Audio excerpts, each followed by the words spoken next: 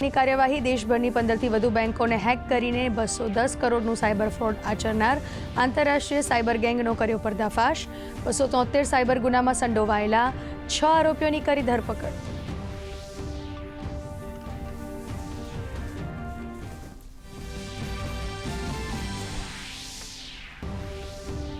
સરકારી કર્મચારીઓ માટે ખુશખબર, મોંઘવારી ભથ્થું 2% વધારવાની કેન્દ્રની જાહેરાત। 1 જાન્યુઆરી 2026થી પ્રભાવ લાગુ। 50 લાખથી વધુ કર્મચારીઓને 68 લાખથી વધુ પેન્શનર્સને થશે લાભ।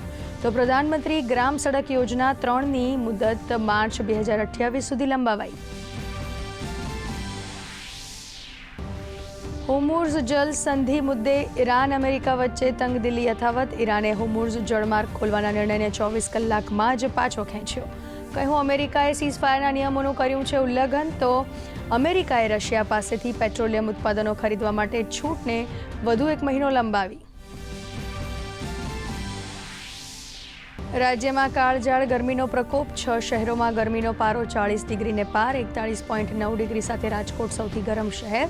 તો આવતીકાલથી 5 જિલ્લાઓમાં કમોસમી વરસાદના એંધાણ। અમરેલી, ભાવનગર, ડાંગ, તાપી સહિતના જિલ્લાઓમાં હળવાથી મધ્યમ વરસાદની છે શક્યતા।